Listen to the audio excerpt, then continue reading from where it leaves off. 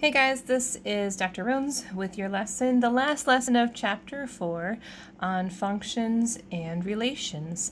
And as typical for each of our chapters, the last lesson tends to be kind of an add-on, a little bit disjointed for everything else, related kind of, but not completely perfectly.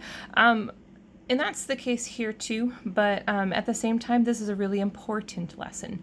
So this is something that we really stick on for quite a while in the pre-algebra curriculum, and it kind of gets glossed over for those who take the accelerated class or the algebra class.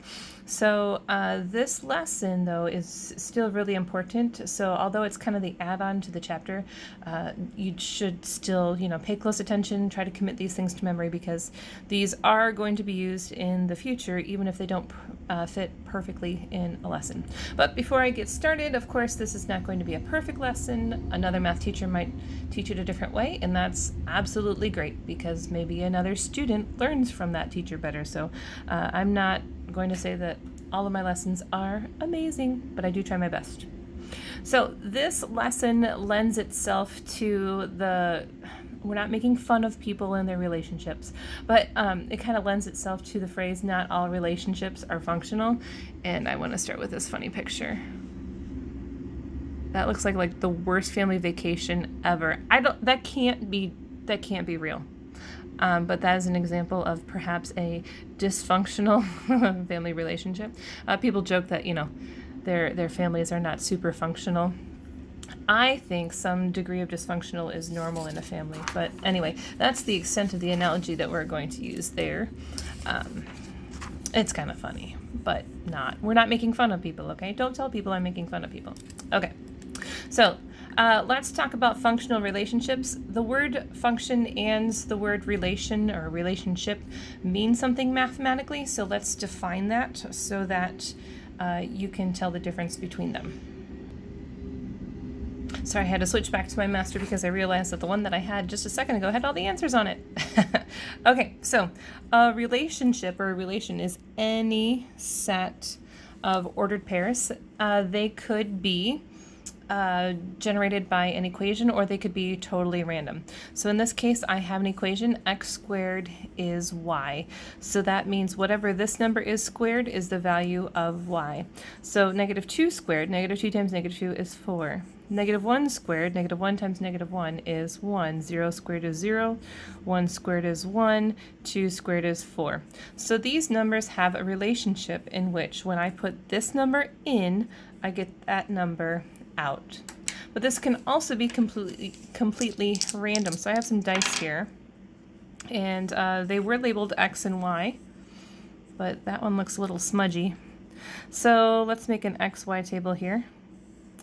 And the first roll I had was 5 and 4, so they are related because they were rolled at the same time. 3 and 5 for X and Y. 3 and 5 again. 5 and, that's creepy, 5 and 3, and so on, right? So these numbers are related in the sense that they're being rolled together, but they're not mathematically generated. So that is an example of a more randomized relationship, and that's okay. That is a relationship. They could form ordered pairs. I could put them on a coordinate plane just like any of these, but they would be scattered all over the place. And this one would actually not make a line. I'm not going to tell you what that's going to make. I think it's going to make a curve, actually. A parabola, actually. Anyway, I'm getting off track. These number pairs are related. They have no specified type of relationship. We're just saying they're related. Okay. Now, these guys have a relationship. Now we have to determine whether it's functional or not. It's kind of funny when you think of real relationships. Is it a functional relationship or not? Okay, so for a functional relationship, for every input, so that's the X, there can only be one output. There can only be Y. So, for example, an X can only have one Y. So, for example here, let me just jump into this and give you a couple examples. So this time it's 3 times whatever the X is and then add 2. So 3 times negative 2 is negative 6, add 2 is negative 4. 3 times negative 1 is negative 3, plus 2 is negative 1. 0, 3 is 0, plus 2 is 2, 5, 6 is 8, okay? So for each of these, if I put negative 2 in, I can only get negative 4 out. There is no other number that if I put that in, there's no number that I can put in for x where it's going to generate two different numbers and have that be functional. I'm not sure that this is making sense. So another way to look at it is if I put negative 2 in here, and then I go on my way and put in other numbers, say if I put negative 2 in again, I would expect, because this is a functional relationship, that I would get negative 4 out again. So if I just forgot that I did this and I did it again, 3 times negative 2 is negative 6 plus 4 is still negative 4. That's a functional relationship. I can depend on this relationship, this functional relationship, to give me the same output for my input. I'm kind of using these input-output terms quite a lot. The x is the input, and the y is the output. So input, output. It might also be interesting for you to know that this is the domain and the range. We don't really do much with that in our curriculum. That's maybe going to be important to you someday. It's not going to be today. And it might also be interesting for you to notice, total coincidence, but all of the x terms have in them, input, domain. And so maybe that'll help you to keep straight what's the x and what's the y. The x has the in it. So these relationships are functional. So these relationships, these are related, and they are also functional. In this line should be functional. Okay. A real world example of this would be, say, there's a town, there's a place in town that makes really good chicken sandwiches, and they cost $3 a piece. And you can buy all the chicken sandwiches you want. That's the variable, right? The number of chicken sandwiches varies on my hunger, perhaps. And then a $2 flat rate of delivering them, right? So say I order 10 chicken sandwiches, right? If the delivery person comes, they are going to say that my total is $32, right? 10 times 3 is 30 plus 2 is $32. It would not be a functional relationship if they gave me a different total every time they came. Like the first time they came was $32, and then it was $37, and then it was $29, right? So that's a relationship I can't really depend on, right? That would not be a functional relationship. Okay, so hopefully that was some good clarification for you. All right, so there's this thing called the pencil test, and this is not just my phrase. This is something that I've heard math teachers, here I go showing you the answers again. This is a phrase that I've heard other math teachers use too, so if you go on in life and have different math teachers, no one's gonna look at you weird for referring to the pencil test. And what the pencil test says is that if you pass any vertical line, it doesn't have to be a pencil, if you pass a vertical line across a coordinate plane moving from left to right, not up and down, that's not the pencil test. If you move from left to right and your pencil only intersects one point at a time, then that is a functional relationship. So this would be functional. That part of it is functional, but when I get here, that is not functional because my pen is hitting here and here and here and here and here and here. So this x, which is 0, has multiple y's. 1 and 2 and 3 and 4 and -1 and -2. That's not a functional relationship. X needs to be with one y. And if it shows up again, it better be with that same y. So this is not a function. Here's another one. These are a little bit tricky because they right here, right? If you're passing your pencil across, okay, we just assume that these are a curve. So even though this is a sharp decline, we just assume that, you know, it's still curving down. It's not going straight down. It has some slope to it. So this is a function. Perhaps a better way of doing that line would be like that instead of that. All right, this guy, skirt, nope, that's not a function because there's an x that is all of these, right? So not a function. Okay, so why does the pencil test work? We kind of talked about it before. Every x can only have 1y. Okay, so this is not on the notes, but it's really important. You need to know, though, this is confusing, that y's can have multiple x's. What?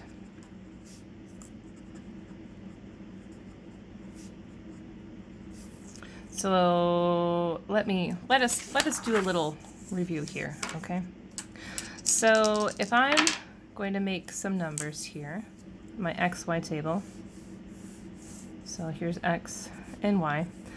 6 is my X and Y is my 2. So if 6 comes up again, it has to be with 2.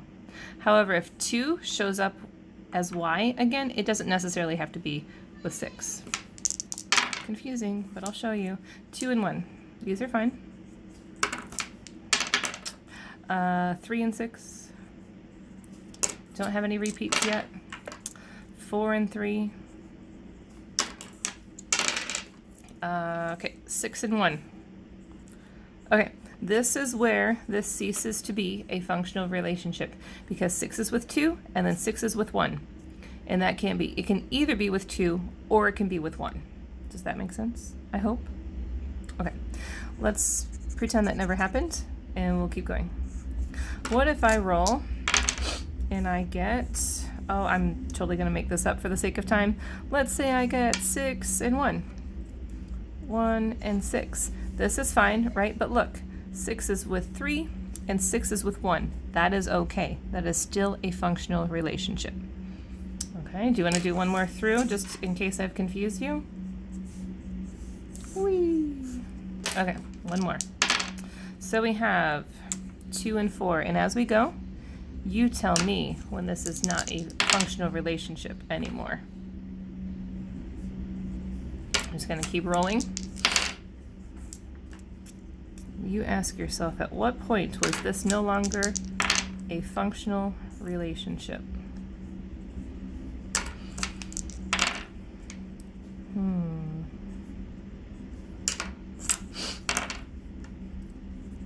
Okay, I'm going to stop there.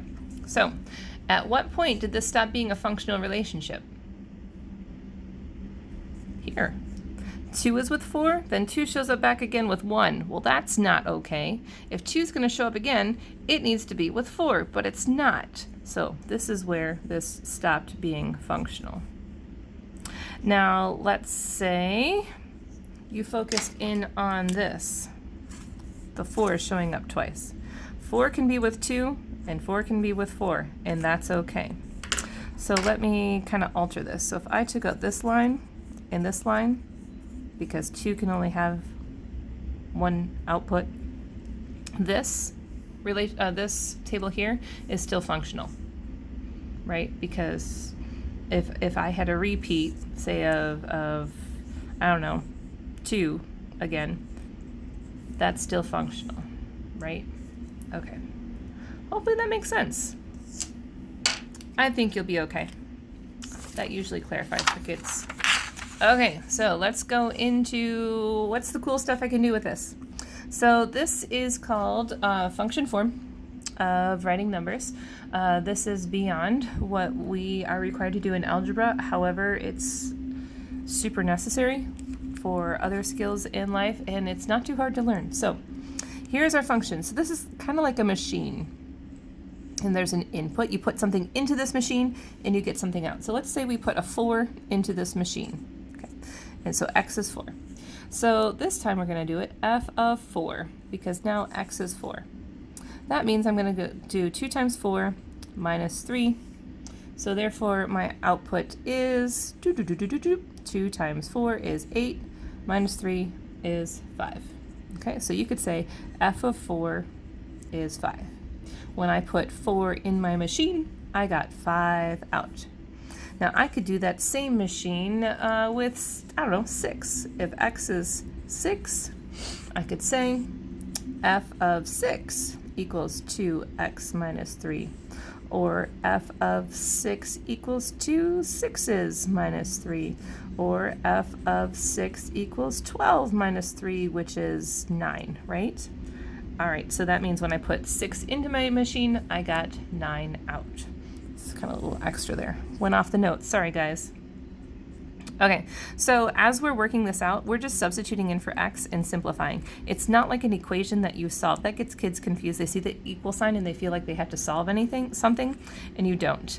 So basically, you put this number in for x, simplify, and at the end you can kind of just tack on that f of 6 part. You do need to have that though.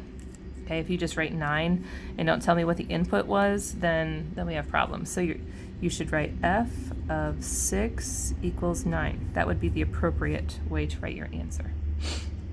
Okay, so you can also graph this function by replacing the f of x part with y. And it makes sense because up to this point we've been saying y is the total, y is the total, y is almost always the total. Because when we put this in, we're finding the total. We're simplifying to find what y equals. And this, of course, is something that we can graph. Go ahead and graph that without me. A little practice. Intercept is -3. Slope is 2, so up 2, right 1. Up 2, right 1. Up 2, right 1. And so forth. And so you'll find as you're doing this that all of the points that are on this line fulfill this functional equation. So if I put in, here's a point here. If I put in f of 1, that would be 2 1s minus 3. 2 1s is 2 minus 3 is -1. So that means when I put 1 in, I get -1 out. When I put 1 in, I got -1 out. Whoa, that's amazing. Let's try another one. This is 1, 2, 3. When x is 3, so f of 3 equals 2 3s minus 3. 3 3s is 9, minus 3 is 6. So, goof up. Sorry. Hurt. Sorry. This 2 should be here. Sorry. So that's wrong. 2 3s is 6, minus 3 is 3. I was wondering what went wrong there. Teachers make mistakes. We are not perfect. So when I put in 3 for x, I got 3 for y. That's amazing. You can always also use this to make predictions. So if my line goes through, say, 2, 1, that means if I do f of 2, I would expect to get 1. So 2 2s is 4, minus 3 is 1. So it kind of works that way. Super cool. Great talk. So let's talk about what you can do for practice. It's going to be great. It's going to be fun. It's going to be cool. All right. Here we go. Here we go. Here we go. So you are to decide whether each of these graphs or not is a function or not. So does it pass the pencil test? Why don't we flip to the other side just for fun? Tell me which of these passes the pencil test. Which is functional, which is not? Did you get functional? Me? Now this is not a thing. So I get that if you pass a pencil horizontally, it's going to hit these 2 points. That doesn't matter because a y can have multiple x's. An x can only have one y, so this passes. What about this guy? Yep, it passes. What about this guy? This is like the definition of a not functional relationship. Okay, cool. All right, so on this side, you are to determine again what is functional and what is not. So look at this. This is x and this is y. So here 0 is with 6 and 0 is with -6. Is that okay? No, this is not functional. If 0 is going to be with 6, you would expect 0 to be with 6 always, not sometimes with 6 and sometimes with -6. Ooh, I'm stealing your homework questions. Let's do some from the other side. I'm sorry. Now this is where it gets kind of tricky here. 3 goes with 2, that's fine. 5 goes with 4, that's fine. 7 goes with 4, is that a problem? Remember, your y can have multiple x's. So y can be with 5 and 7, and for some reason that's fine. As long as each of these has its own y, then it's okay. Now this would become not functional if I had 7 and 3. 7 shows up again. 7 was with 4. So if 7 shows up again, it needs to be with 4. But if it's with 3, that would be not functional. Hopefully that makes sense. Cool. So you can do the other the other two that are left there. Okay, let's see. Next, you are to evaluate this function when you put these different numbers in. So when you do, when you do these, so like for 8, h of x, and it's okay if it's not f, is x plus 7. So you're going to take turns. Let's say if h is 3, that means 3 plus 7. 3 plus 7 is 10. Okay, let's try it with 0. H of 0 is 0 plus 7, which is 7. H of negative 2 equals negative 2 plus 7, which is 5. So, on your paper, you would write h of 3 is 10. H of 0 is 7. Ooh, there's not a lot of room. H of negative 2 is 5. Okay. If you need to write some of that on in the margins, that's totally fine. Okay. Then you are to graph these functions. More practice in graphing. So all you do, replace that with y, and you're good to go. Make sure on your coordinate plane you put a big old 4.8 at the top. And last but not least, we have 3 relationships here. They're all relationships. You cannot deny that these are relationships. Okay?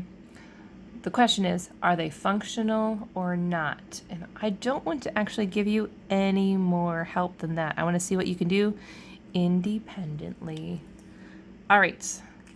Well, I think that's sufficient. I think you've gotten enough I think you got enough leeway here. If you have any questions, please do not hesitate to contact me. You are never a bother. In fact, I like fielding your questions. All right, that's me. I hope that was helpful, and I will catch you guys in class. Thanks. Bye.